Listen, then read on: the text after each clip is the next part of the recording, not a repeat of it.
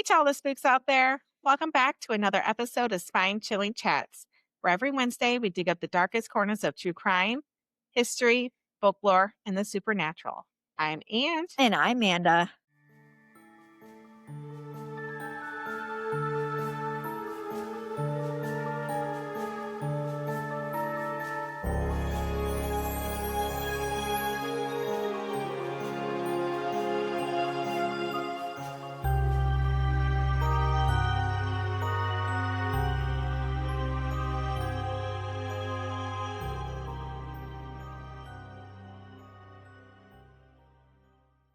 And as this comes out on Christmas Eve, I thought I'd surprise Amanda and you all with a holiday episode. Can I guess? Is it Krampus? No, it's not. An episode wrapped in tinsel, terror, and just a dash of existential dread. Oh, gosh. Instead of covering something on Delaware, we're done with Delaware now. Okay.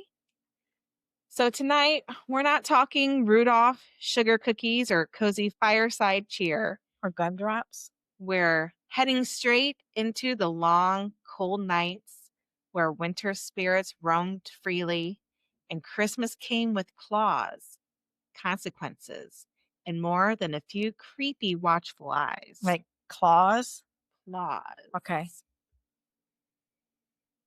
Before Christmas became the glittering, gift-giving celebration we know today, these frozen nights were believed to be a time when the veil thinned and ancient beings checked in on human behavior. Some lurked outside homes listening for mischief. Some roamed the countryside searching for those who'd broken rules or cheated on their chores.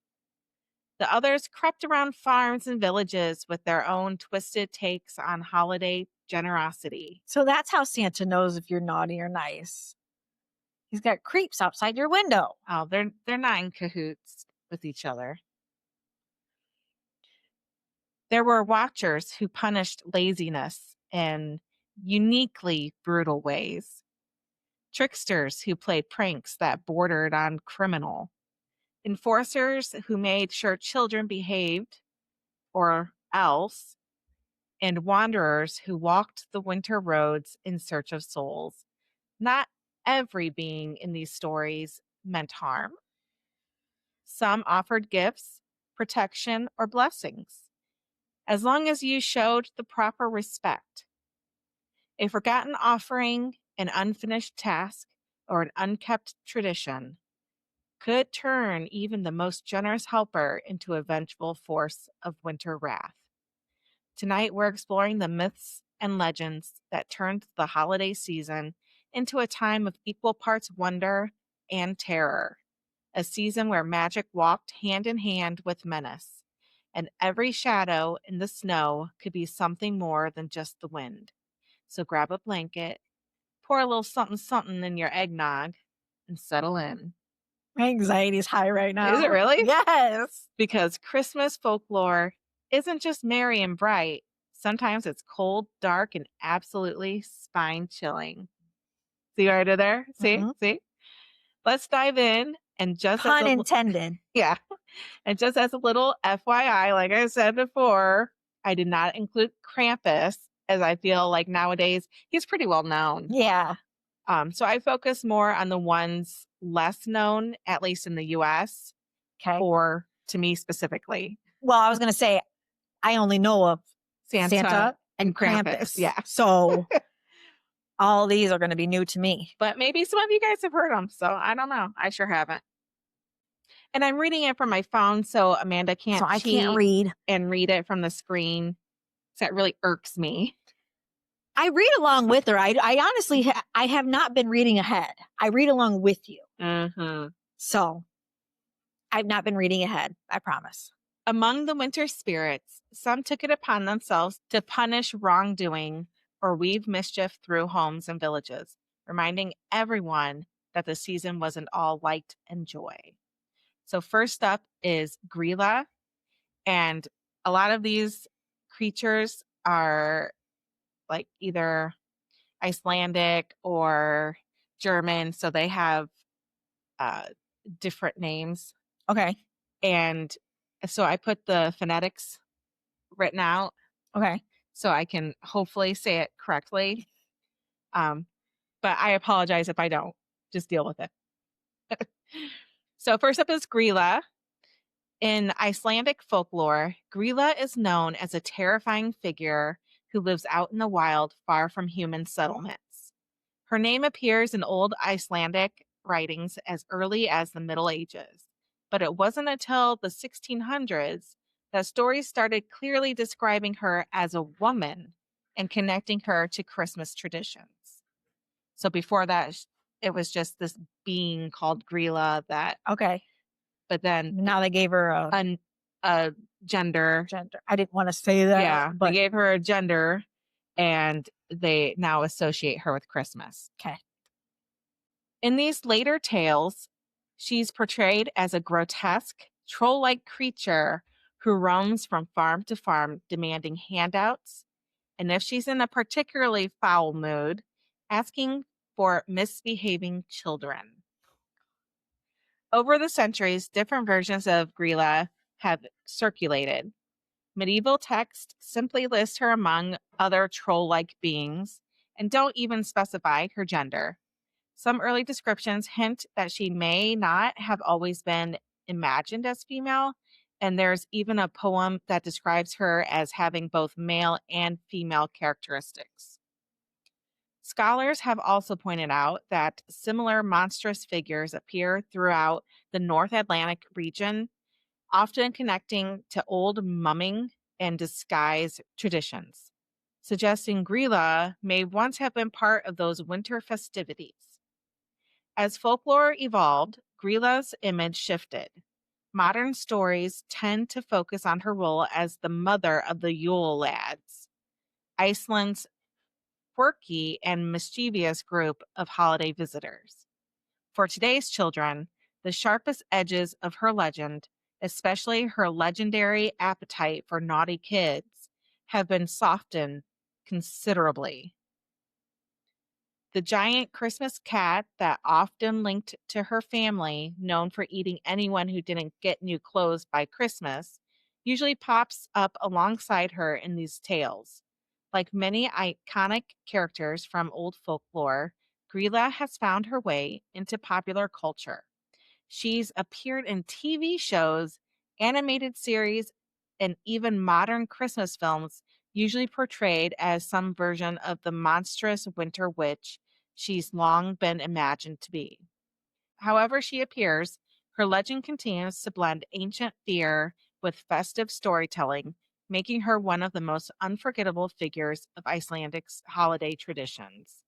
So there was a recent movie, Christmas movie that came out Okay. that she was in. Oh. You don't know what it's called? I don't. They had mentioned it, but I hadn't seen it, so I was like, that doesn't matter. Well, what did they mean that they softened her? Like, So now she's just not as grotesque? I think they made her not so scary, Okay. so they softened it But she for still for the ate children. kids. She did. I don't So I didn't know if think- they softened her No, they softened visual or her manners. her manners, I would assume. So she Okay. probably doesn't eat children anymore. Okay.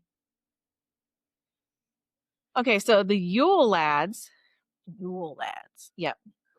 In Icelandic holiday lore, the Yule lads are a group of 13 mischievous visitors who arrive one at a time on the nights leading up to Christmas. Each lad has his own strange habit or prank, usually based on something annoyingly specific, which is why their names describe exactly the kind of trouble they like to stir up. It reminds me of those little that you covered, the little nymph things I don't remember In what the- they're called. in the forest Yeah. that always like to stir up trouble. Yeah. The sprites, Yeah, but the wisps, is it the wisps? I think. They like to lead you. Yeah, and like Yeah. cause trouble and Mhm. havoc. Historically, these characters weren't the goofy, lovable figures they are today. So again, they really lightened them up. Okay. See, that's what's wrong with today's society. Yeah. We Sugarcoat everything. sugarcoat everything. Everybody gets a ribbon. Everybody gets a trophy. Like we're we making need to- these kids soft. We need to keep a little fear to keep people in line. Spank them. Yeah. Tell them you didn't get first, you got last, and you didn't even Suck fucking it get up. picked. and you didn't get picked, Yeah. or you got picked last. Deal with it. Yeah. Rub some dirt on it and keep going. Yep. You'll be fine. Older tales describe them as far more menacing, sometimes downright dangerous, and they were used to keep kids in line during the long Icelandic winter, even sometimes kidnapping children who misbehaved. Over time, their rough edges were softened, and by the 20th century, they had evolved into quirky, humorous personalities who leave small gifts or a potato if you weren't so well behaved. I mean, I would make it into a baked potato. Yeah. Like, thanks for the free food. But they would leave it in the children's shoes, the potato. Oh. I don't know why. In more recent traditions, the Yule lads have taken on a much friendlier role, acting more like Icelandic's version of Santa Claus than the troublemakers they once were. Today, they're usually shown wearing old-style Icelandic clothing from the late medieval period, though at children's events, it's not unusual to see them dressed in the classic red and white Santa outfit instead. And so these are their names, and I'll tell you what they do. So these I did not put the phonetics on. So I'll try to. No, I'm not even going to try because some of those aren't even letters. They're symbols. They're symbols. It's like Prince all over again. So sheepcote Claude, he harasses sheep but is impaired by his stiff peg legs, and he's the first to arrive on December 12th, and he leaves on December 25th. Okay. Gully Gawk hides in gullies waiting for an opportunity to sneak into the cow shed and steal milk. He comes the 13th and leaves the 26th. Okay. Stubby, who is abnormally short, steals pans for the food baked to the bottoms and brims. So their names pretty much describe what they do or what they are. He comes on the 14th and leaves the 27th. Okay. And they're just going to keep going in that manner where it's the next day, the day later. Spoon licker. Let me guess. He licks spoons and put them back in the drawer. I don't think he puts them back in the drawer. Okay. He steals wooden spoons being used for cooking. He's extremely thin from malnutrition. So because he's licking clean spoons. He could use a little extra lick. Yeah, like get a freaking cake batter spoon or something. Pot scraper. Steals pots to scrape out the leftovers. See, now he needs to share with spoon licker. Spoon licker, yeah. Yeah. Bowl licker. Hides under beds awaiting the wooden food bowls placed on the floor. Why are we placing food bowls on the floor? That's what I was going to say. Why are we putting food bowls on the floor? Maybe that attracts rats. It's medieval times, so you know. Which is even worse for they animals. Probably didn't have tables. Door slammer. Enjoys slamming doors, especially during the night, waking up the household. Skyr gobbler has a great affinity for skyr, a regional style of yogurt. Okay. Sausage swiper. Hides in the rafters and snatches sausages that are being smoked. I bet somebody smoked his sausage. Window peeper. A snoop who looks through windows in search of things to steal. Doorway sniffer. Has an abnormally large nose and an acute sense of smell, which he uses to locate leaf bread. Meat hook. Uses a hook to steal meat. Candle beggar. Follows children to steal their precious candles made of tallow and thus edible. Oh, yeah, like the beef tallow. Uh-huh.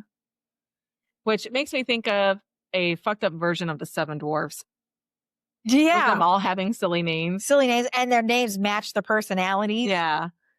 Like door sniffer? Door sniffer, go around sniffing doors. Who does that? I guess it's better than butt sniffer. Yeah, that's true. Or sausage smoker. Yeah. Now, this next one my daughter would love. Yola Keterin. Yola Keterin. The first clear mention of the Yule cat Aw. shows up in an 1862 Icelandic folklore collection by Jan Arnason. In that early description, the creature is portrayed as a menacing beast that prowls the countryside at Christmas, either devouring anyone that didn't receive new clothes for the holiday or stealing their extra Christmas meal. I don't know why it cares if you got new Christmas clothes, but apparently it does. It does. And why is it stealing your food? Well, because it wants your leftovers. What if I want the leftovers the next day? Well, you should have got a new outfit. Duh. Jan didn't cite where he heard the story either, which has led to some debate about the cat's origins. Over the years, scholars have suggested a couple of possible explanations. One theory points to an old Icelandic expression mentioned by Jan himself, something along the lines of dressing the cat. Some believe the phrase may have inspired him to shape the creature into the monstrous holiday figure we know today, especially since there are no earlier written records of such a cat. Another view argues that just because written sources are lacking doesn't mean the story didn't already exist. In many European traditions, strange animal-like beings appear alongside St. Nicholas, and some folklorists think the Yule cat may be rooted in similar customs. Okay. So it was just spread by word of mouth. They just hadn't written it down. Okay, but it said what we've come to know today. This is the first I've ever heard of that. Well, here in America. Oh, yeah, okay. These are popular. Other places. Yeah. Okay, yeah. I guess that makes sense then. Traditionally, the story served a very practical purpose. Farm workers who helped process wool before Christmas were rewarded with a new piece of clothing, even something small. Those who didn't do their part received nothing, and folklore warned that the Yule cat would come for anyone who ended the year without new clothes. It was both a threat and a motivation to get the winter chores done on time. Chores I can see. Why does it care if you have new clothes or not? What if you're poor? Because it's saying that the ones that helped process the wool, like turn it into yarn and stuff, they were rewarded for getting their work done by processing that wool by a small piece of clothing. Yeah. So if you didn't finish your task of processing that wool, you didn't get an article of clothing. So it's encouraging you to work fast and get your shit done. I don't want to fucking work. I don't need, like, I don't care if I get new clothes or not. Well, they did. Like, you ain't gonna trick me.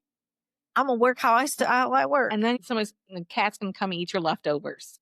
Yeah, on the wooden bowl on the floor. Yeah. Fucking A. The Yule cat's place in Icelandic Christmas culture became much more established in 1932 when poet Johannes Kotlum published the collection Jólankoma, Christmas is Coming. One of the poems focused entirely on the ferocious man-eating cat, and it quickly became a favorite. Although the original poem didn't link the cat to Grilla or the Yule lads, later storytellers began grouping them together. By the mid-20th century, the Yule cat was widely considered part of Grilla's household. Some modern tales even portray the cat as so unruly that only the smallest Yule lad, Stufur, and Stufur is Stubby. Okay. Only Stufur or Stubby can control it, and he supposedly rides the beast across the snowy countryside. Which that sounds fun. It does sound fun. That makes me Right. think of Neverending Story, Oh, riding the luck dragon, Falcor. Folklore. Yep. The creature has continued to grow in popularity. In the 1970s, Icelandic composer Ingibjorg, yeah, that last name doesn't even start with a letter. I don't know what that is. Does it start with a symbol? Oh, yeah. I don't Yeah. know what the hell that is. Set several of Johannes' poems to music, including one about the Yule cat, helping cement the monster in Iceland's holiday traditions. In 2008, an English language article introduced the Yule cat to a wider international audience, sparking renewed interest outside of Iceland. Since then, it has appeared in books, online lore, and countless holiday features. Reykjavik, the capital city of Iceland, even erected a massive iron sculpture of the Yule cat, about 16 feet tall, as part of its Christmas decorations in 2018. I get it's their culture, but like, what? Well, we have Santa Claus freaking everywhere. We do, but a fucking 16-foot fucking cat? We have fucking huge balloons that we have go down Oh, yeah. for the Macy Day Macy Day parade. Yeah. Which I read a story about how that all began. Yeah. Yeah, it was pretty cool. He started out as a puppeteer and then he became a marionette. And then somebody wanted him to do small balloons. So then he did upside down marionette stuff. So he had people hold them and then they Just progressed into that. And he wasn't from the United States. I think he was from England. I can't remember exactly, but yeah. And that's cool. Like he started out as marionette. So you guys, dreams do come true. Yeah. In 2023, Iceland released a film inspired by the creature, bringing this giant people eating Christmas cat into modern pop culture. That's the difference. It's a people eating cat. We just have Santa Claus who sneaks in your house. He breaks in your house, but he don't eat people. He watches you while you're sleeping. That's true. And the balloons, and he's out there making the eggnog. The balloons are just balloons. This cat, you're gonna fucking immortalize a fucking cat that eats people? No. Yeah. Crazy. The next one is Frau Perkta. She goes by many names: Bertha, Bertha, and even Spinning Room Lady. I'm sure that's a translation there. I'm sure it's something cooler than Spinning Room Lady. Right. Whatever it is in their language, it probably sounds pretty fucking cool. No matter the title, she's usually imagined as an eerie old woman with an iron beak-like nose, ragged clothing, and a cane. And tucked under those layered skirts, she's said to carry a long, very real knife. She may look like a frail crone, but she is not someone you want to cross. Perkta shares similarities with the Scandinavian goddess Frigga, especially in her obsession with spinning and keeping the household in order. Despite looking like she crawled out of a pile of rags, she has extremely high standards for cleanliness and finished chores. Man, she'd come after me in a heartbeat. I was just going to say, like, that's why her house is in order, because she carries around a fucking hatchet. Yeah. Or fucking knife, machete. Machete, that's what I was looking for. Traditionally, women were expected to have all their flax spun by 12th night, because once the Christmas season ended, the big loom was set up and the weaving had to begin.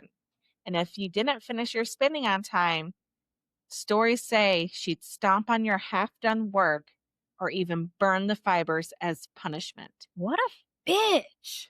And a lot of these cultures have different holidays than we do. Mm-hmm. So I looked up what they were just in case anybody else was curious. So 12th night is a Christian holiday that falls on the evening of January 5th, marking the conclusion of the 12 days of Christmas. Which I always thought the 12 days of Christmas were before Christmas. It was leading up to Christmas. But no, they are from Christmas to the 5th? The 12th The day 12th. is January 5th. Yeah. Oh, The evening. good to know. Yeah. Traditionally, it celebrates the eve before Epiphany, which is January 6th, Okay. which honors the visit of the Magi, the three wise men, the visit of them to the baby Jesus. Historically, Twelfth Night was associated with feasting, merrymaking, and various customs like waysailing, singing, and theatrical performances. In some cultures, it was also a time for taking down Christmas decorations and enjoying special treats such as the Twelfth Night cake with a hidden token or bean for fun or fortune telling. It's a festive transition from the Christmas season to Epiphany. So they don't take their Christmas decorations till down to like the middle of January. Till the 5th or 6th, Oh man, which I don't take you it don't take down, yours down. Oh not man, right away. Like I used to after take it the down New after the Year. New Year. Yeah. I used to, but now that Ezra's older and I'm just grumpy around Christmas time anyway, like as soon as Christmas Day comes and Ezra goes to his dad's house, I tear that shit down Oh no, I keep it and up. put all my decorations away and decorate for January. Because I decorate by months, not Well, what do you decorate in January? just like blues Winter. and silvers and snowflakes Oh. and things like that. Oh, I don't do that. I don't have separate thing per month. I do. I just have Christmas and Halloween and fall. I have a little Easter stuff because I really likes the little chicks and bunnies and shit. Yeah, yes, guys, I decorate my house per month. So like January's blues and silvers, February's Valentine's Day, March is St. Patrick's Day, May is like Mother's Day. yeah, and like springy, and then June is like lemonades and Summer stuff. Then July is 4th of July. August is watermelons and things like that, you know. September's That's too much work. Memorial Day or Labor Day. Whatever the day is. Labor Day, Memorial Day's in the Okay. spring. Yeah. Then, you know, November's fall, Thanksgiving, and then October. That's too much work. Fuck that shit. You're lucky you get fall and Christmas for me. It's too much work. It is a lot of work. And not only do I decorate my house, I started to decorate Mike's house. Well, too much. It's a lot. So if you annoy her even more, say your home is a mess and you forgot to leave out her customary bowl of porridge, and Perkta's punishment becomes much more terrifying. Folklore warns that she might sneak in at night and slit open your stomach and replace your insides with straw and stones. I'm going to go home and clean my house. Like, isn't that a little like that's extreme? Serious? Like, because your house isn't clean? Yeah. And you didn't leave her out a fucking bowl of porridge? Who wants porridge? Yeah, I was going to say, who eats porridge anyway? Oh. Yeah. Moral of the story, do not mess with Frau Perkta. But spinning... What? I think anybody whose name Frau starts with Frau, whatever, is not going to be a good person. She's going to be a hard ass. Yeah. But spinning isn't all she oversees. Some traditions tie her to the wild hunt, a supernatural procession of spirits and lost souls that sweeps across the winter sky. Perkta is said to lead this ghostly host, accompanied by creatures called Perkten, who look as frightening as any Krampus you've ever seen. While Krampus roams around St. Nicholas Night, which refers to the evening of December 5th, the eve of St. Nicholas Day, December 6th, when children traditionally leave out shoes or stockings for the kindly bishop to fill with small gifts, treats, and coins, a tradition inspiring the modern Santa Claus. Celebrated across Europe and parts of the U.S. with Dutch-German heritage, it's about generosity with naughty kids sometimes getting a twig instead of goodies. Perkta's entourage appears around Epiphany and on certain Thursdays before Christmas, known in some regions as the knocking nights. In German, the 3 Thursdays before Christmas are known as Klopfleinsnächte, or Knocky Nights. And then each of the 3 Thursdays has a different specific name, but I'm not going to try to pronounce them. Yeah, I'm surprised you pronounced that one. A long time ago in the Bavarian region of Germany, people believed evil spirits and witches went about causing mischief on Thursday nights during Advent. Children dressed in See? Witches are all year round, guys. Yeah, it's not just Halloween. Not just Halloween. Children dressed in costumes and walked through the streets, banging lids, clanging cowbells, rattling tin cans, and making noise in general. They threw peas or lentils at windows. Sometimes a small gift was thrown through an open window anonymously. Children knocked on doors, recited poems, and received treats in return. There are some parts of Germany that still carry on this tradition. If you've ever heard the winter wind howl through the mountains, some say that's the wild hunt passing overhead. Perkta also has a gentler side reflected in another of her names, Holy, a winter figure associated with brightness and the Epiphany season. Because of this dual nature, she appears in 2 forms: the pretty Perkden, beautiful, radiant, and bringers of good fortune, and the terrifying, ugly Perkden, who helped chase away evil spirits. These characters still appear in alpine parades and festivals, sometimes wearing elaborate masks and costumes, which I looked at some of those masks and they are terrifying. I'm sure. This is in Germany? Mm-hmm. Her name appears in countless variations across German-speaking regions: Berkta, Perakta, Frau Face, Faste, Peta, and many others. In some places, she even has a male counterpart. Old folklore describes her sometimes as young and shining like fresh snow, and other times as bent, wrinkled, and frightening. One distinctive trait in older descriptions is her oversized foot. Sometimes, Just one? Just one. Just one. Sometimes compared to a goose or swans. Scholars have suggested it symbolizes her otherworldly nature or her ability to take animal form. Traditionally, Perkta inspected homes during the 12 days between Christmas and Epiphany. Children and servants who worked hard throughout the year were rewarded with a small silver coin. Those who were lazy or broke her rules, like spinning on a forbidden day or eating the wrong food on her feast night, faced the notorious stomach-slitting punishment. Over time, the church pushed back against the cult-like devotion some people showed her, condemning the practice of leaving out food or offerings for Perkta and her followers in hopes of prosperity. But folklore has a way of surviving, and her stories continue to evolve. So they get in trouble for eating something on her feast day that's wrong. Like, they're eating what they want to eat. I shouldn't have to eat what you want to eat.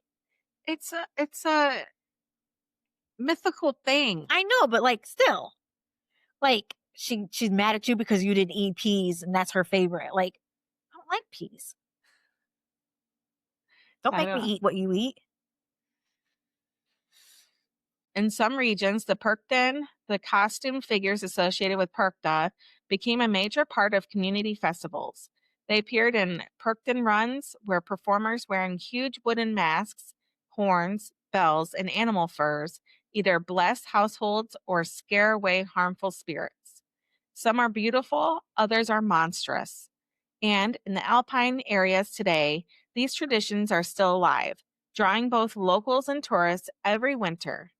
In modern culture, Perkta is often portrayed as a winter judge, rewarding kindness and hard work while punishing liars, slackers, and people who can't be bothered to tidy up before the holidays. From Salzburg to small alpine towns, she's still a powerful figure in seasonal celebrations, ghost stories, and folklore events. The next one is Père Fouettard, French for Father Whipper or Old Man Whipper, is the dark counterpart to Saint Nicholas. While Saint Nick rewards well-behaved children with gifts, Père Fouettard delivers lumps of coal, beatings or a good whipping to the naughty ones. He is primarily known in northern and eastern France, southern Belgium, and French speaking Switzerland, though similar bad cop companions of St. Nicholas appear across Europe. The most famous story of Par Fouettard dates back to around 1252. So he's Wow. old. Yeah. In this tale, he was originally an innkeeper, or in some versions, a butcher, who kidnapped three boys traveling to a religious school. This is like his origin. I know, but like that's one extreme to the next. A Yeah, butcher or a innkeeper. innkeeper. Like, wow. Well, I mean, some innkeepers, they serve food too. So Yeah. maybe They're he's their own back butcher. there chopping up a cow. Yeah. But he kidnapped three boys traveling to a religious school. The gruesome versions of the legend says he and his wife killed the children in order to steal their belongings. St. Nicholas, discovering the crime, resurrected the boys, and Par Fouettard repented, eventually becoming St. Nicholas's assistant. Some versions suggest that St. Nicholas forced him into this role as punishment for his misdeeds. That's a pretty hefty misdeed, cold blooded murder. Mhm. Another legend ties the character to the siege of Metz in 1552. During the siege, locals burned an effigy of Emperor Charles V, and a group of tanners, like animal hide tanning, Okay. created a grotesque tanner figure with a whip and chains to scare children. When Metz was liberated, the effigy of Charles V and the tanner figure merged over time into the Par Fouettard we know today, becoming the bad cop who travels with St. Nicholas. In the 1930s, Par Fouettard appeared in the US under the names Father Flog or Spanky. With a female, Flog and Spanky. yeah, Father Oh, Flog or Spanky, with a female companion called Mother Flog. mother flogger. While nearly identical to the French character, this version had nothing to do with Christmas and doled out highly specific punishment for children's misdeeds. Par Fouettard is usually depicted as a menacing man with a grim, sinister face, wild hair, and a long beard. He wears dark, tattered robes and carries a whip, a large stick, and a bundle of switches. In some versions, he also has a wicker backpack to carry away misbehaving children. It's like a little cage to stick them in and carry. Jesus. Not only is he flogging people, but he carries switches and steals children. So sometimes he simply lugs a big bundle of sticks on his back. He's the ultimate reminder that not all holiday visitors are jolly. Hans Trapp. Hans Trapp is a fearsome figure from German folklore, particularly in Alsace region. He's often described as a giant scarecrow like villain who roams the countryside during winter, preying on children who misbehave. Legends portray him as a former nobleman or knight who was banished from society for theft, greed, and partying too much. Left to wander the forest alone, he is said to have sold his soul to the devil, transforming into a monstrous figure with a terrifying appearance.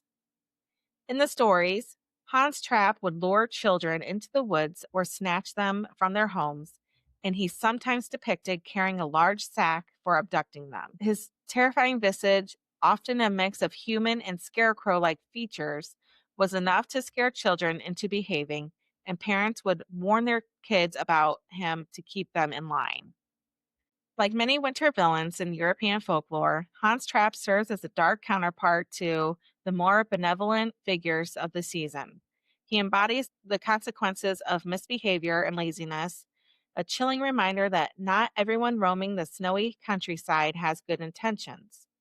Over time, his story became part of the tapestry of Alpine and Germanic Christmas legends, sitting alongside figures like Perchta and other punishing spirits of the 12 days of Christmas. As much as these winter villains love to roam the cold nights, Christmas folklore isn't all threats, whippings, and terrifying creatures. For every monstrous mother or child snatching giant, there were also spirits and figures who brought gifts, protection, and good cheer, sometimes with a mischievous twist, but always with a warmer heart. From the snowy forests of Russia to the farms of Scandinavia and the skies of Italy, these helpers and gift bringers remind us that even in the darkest, coldest nights of winter, hope, generosity, and a little magic still shine through. Diet Moroz, often translated as Grandfather Frost or Father Frost, is the Slavic counterpart to Santa Claus. He has his roots in pre Christian Slavic winter traditions as a personification of frost and cold, but over time, he became a beloved gift bringer in East Slavic cultures, especially in Russia, Belarus, and Ukraine. Ded Moroz is typically pictured as a tall, imposing figure with a long white beard, wearing a floor length fur coat. Sounds like Hagrid, except for the white beard. Either red or blue, the fur coat, a round fur hat, and traditional felt boots called blenki. He carries a long magical staff and sometimes travels in a troika, a sled pulled by 3 horses. His job?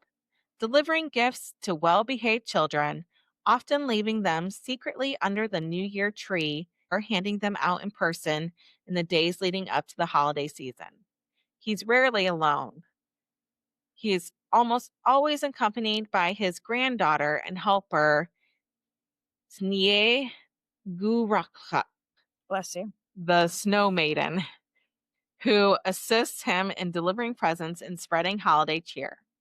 Together, they form a pair that has been central to New Year celebrations in Russia since the 19th century.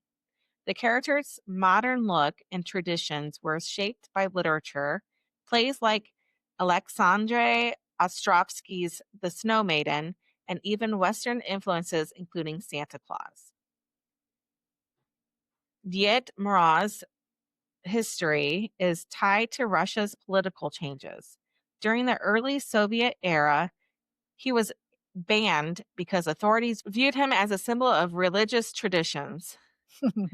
However, the ban was lifted in the 1930s and he was transformed into the star of the New Year holiday, a secular celebration that replaced Christmas for many families.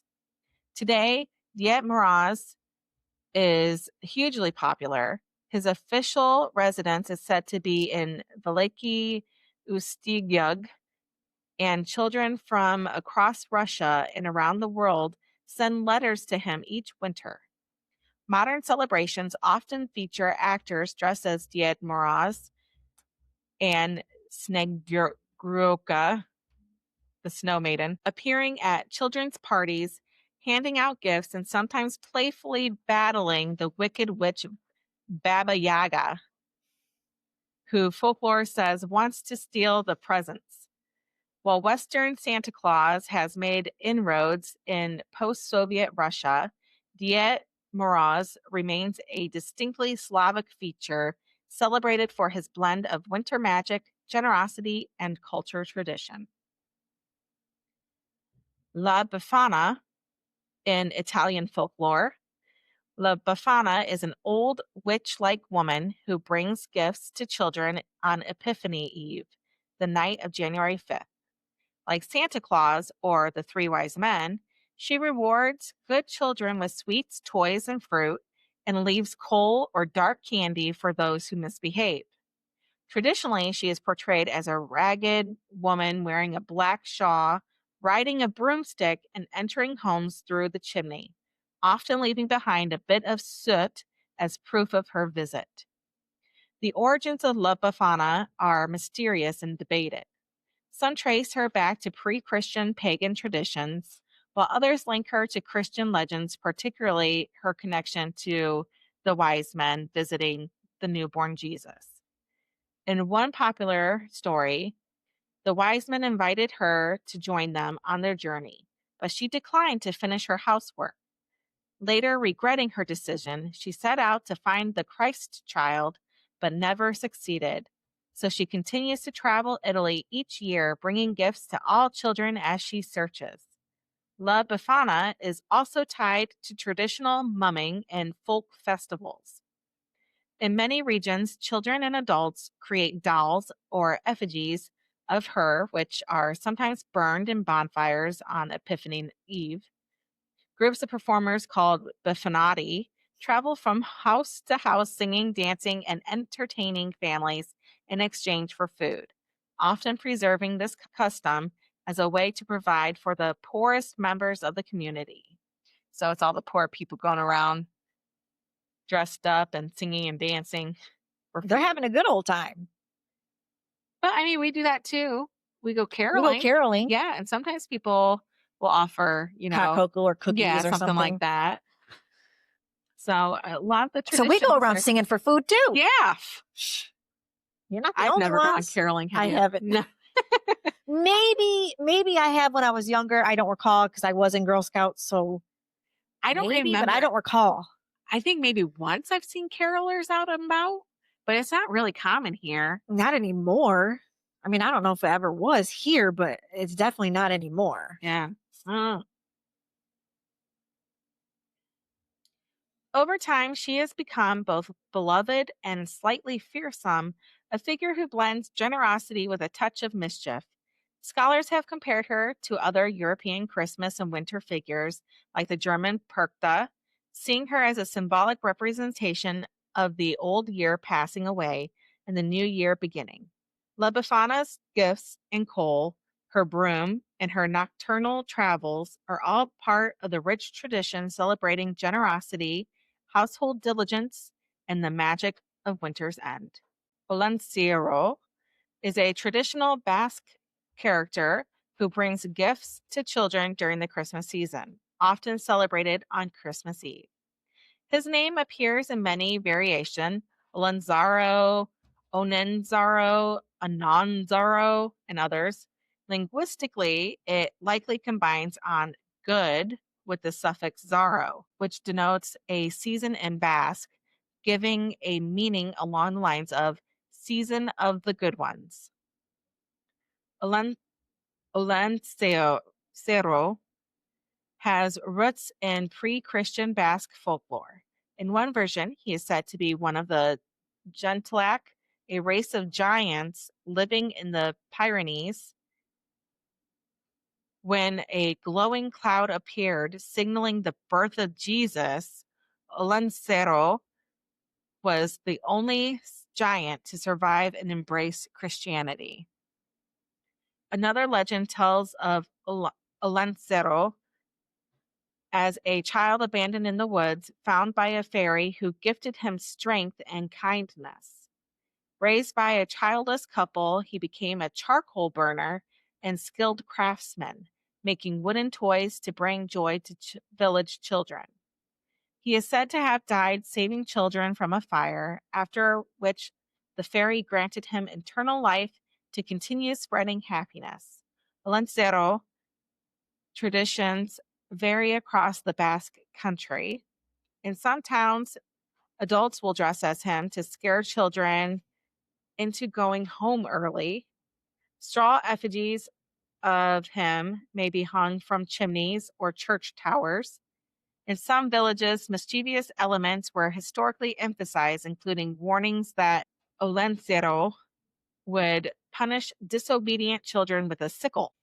During the 20th century, Olencero image was softened to make him more child friendly. Today, he is celebrated as a gift bringer, offering presents in place of or alongside the three wise men or Santa Claus.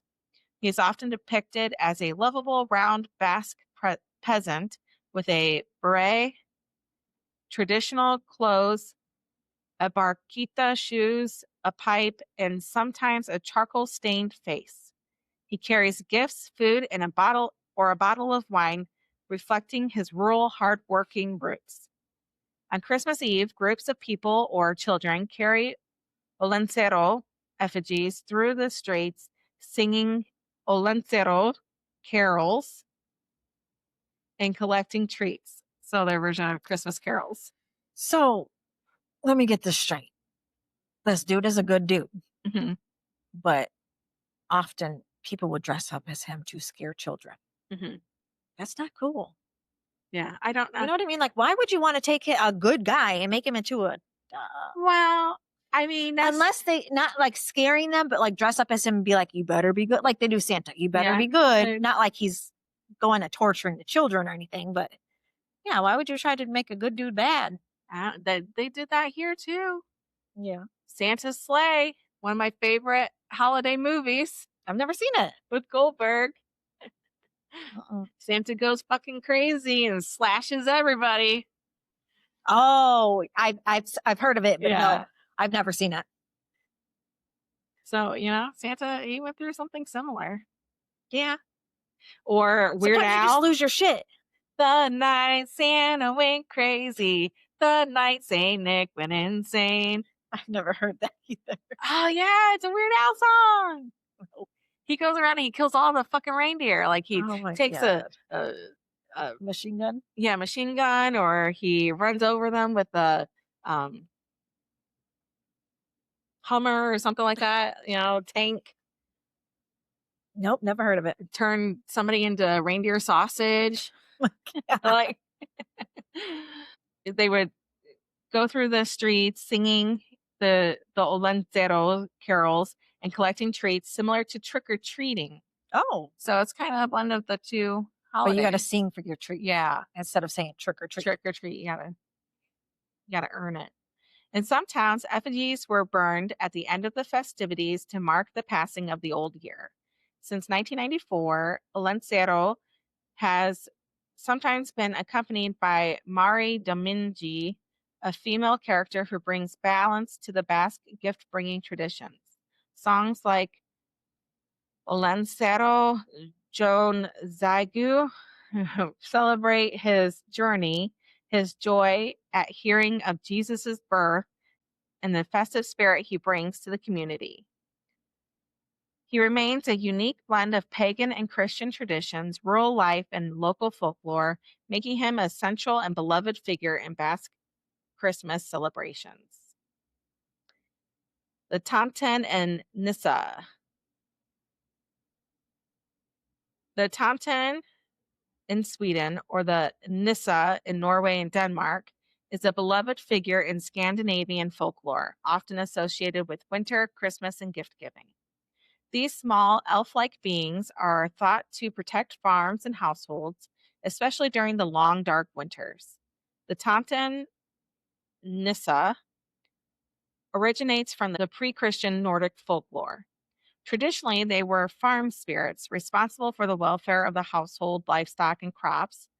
Mischievous, but generally benevolent, they would reward hardworking, respectful families and punish those who were lazy or disrespectful.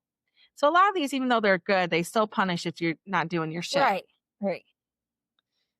According to legend, the Tomten and the Nissa lives in barns or under the floorboards, and he is most active during winter and the Christmas season. Living under the floorboards. That reminds me of a movie where they were living in the walls. The borrowers. No, like it was a horror movie. Oh. But like, could you imagine? What is it? What is that called? There's a name for it. Froggy. Oh. Like, Yeah. living in the floorboards? Yeah. Ugh. Creeps me out. He is usually described as small with a long beard, wearing a pointed red cap, woolen clothes, and clogs. Despite his tiny size, he is incredibly strong and clever, capable of doing great feats around the farm. During Christmas, the Tomten Nissa is known for bringing gifts to well behaved children and households.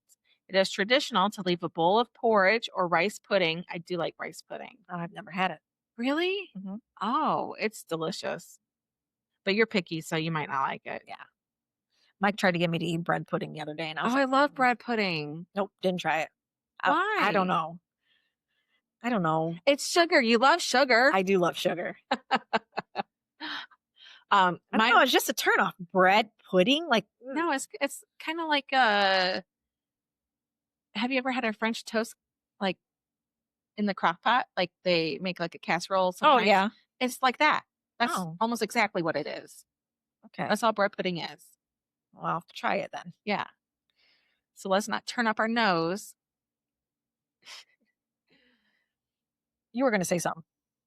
Oh, my mom, uh, she would make like a custard style rice pudding. And so you make it, you put milk and eggs and rice and cinnamon and sugar, and then and she would put raisins in it too, and then you bake it. So it's like warm and it like solidifies because it's got the eggs in there to combine Okay. it. And that's my favorite kind of rice pudding. But you can't buy that in the store. You only get the like pudding Pudding stuff. style. Yeah. Which I'll have to ask my mom to make me some. I haven't had that in a long time. Christmas is coming up. Aurora's All I birthday. want for What's the Christmas theme this year? for her birthday? I One forgot. guess. One guess. Oh yeah, it's cats. Yeah. I forgot. So you leave out porridge or rice pudding for him on Christmas Eve as a token of gratitude. If the offering is forgotten, the Tomten may play tricks, hide tools, or cause minor mischief around the house, though he rarely harms anyone. Rarely. Rarely. Yeah. That's not encouraging. That's not something I want to hear. In modern Scandinavian celebrations, Tomten or Nissa have become closely associated with Santa Claus-like traditions, delivering presents to children. He often appears in holiday decorations, cards, and stories, sometimes riding a sleigh or accompanied by other Christmas elves. The Tomten Nissa embodies a mix of protection, industriousness, and seasonal magic. He is a reminder of the importance of respect, generosity, and care for one's home and animals. While rooted in folklore, today he is primarily a friendly gift giving figure, symbolizing the warmth and joy of the Scandinavian Christmas season. And so, from the snowy mountains of the Basque Country to the frosty forests of Scandinavia to the icy expanses of Russia and down to the cozy hearths of Italy, we see a common thread. These holiday figures are here to reward good deeds, bring joy, and leave a little magic under the tree or in the stocking during the festive season. They remind us that Christmas isn't just about presents, it's about care, generosity, and the little rituals that make the season warm and bright.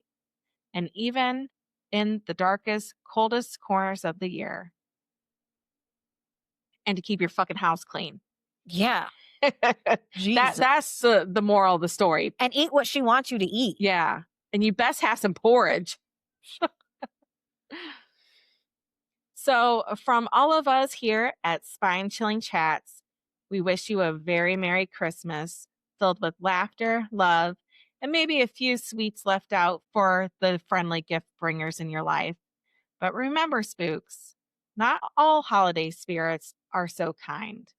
Somewhere out there, lurking just beyond the candlelight and the tinsel, are darker, more ancient forces watching, judging, and waiting for mischief. Keep your homes tidy, your children tucked in tight, and your treats ready. It may not be jolly old St. Nicholas watching you while you're sleeping tonight. Ugh. Yeah. But Merry Christmas. Yes. Merry Christmas or Happy Hanukkah or Kwanzaa or whatever holiday. whatever you celebrate. Or nothing at all. Happy holidays. If you have any mythical creatures you'd like us to research, or if you have any glitches in the Matrix, any Bigfoot sightings, let us know how big his foot is. You can send those in to our email at spinechillingchatspodcast@gmail.com, or you can submit those at our website, www.spine-chillingchatspodcast.com.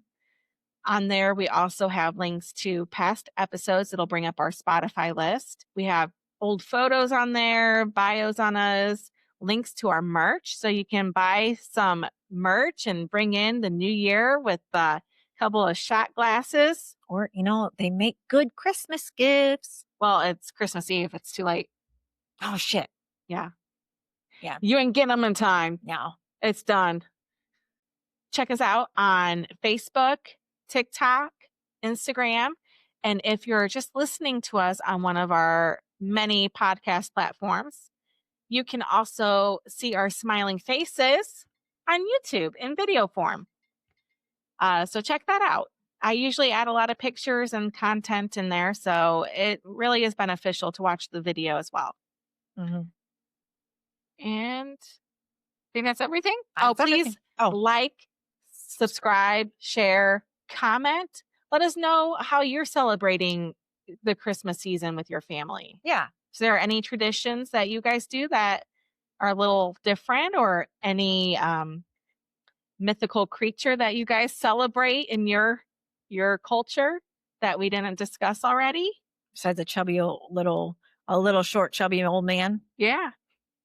So Let us know. Yeah. We want to hear from you. Mhm. Well, very Merry Christmas to all of you guys. And we will see you for a special for New Year's. Yep. And That's it. yeah, we hope you enjoyed this. We hope you come back. And most of all, we hope you keep it spooky. Bye, guys. Bye.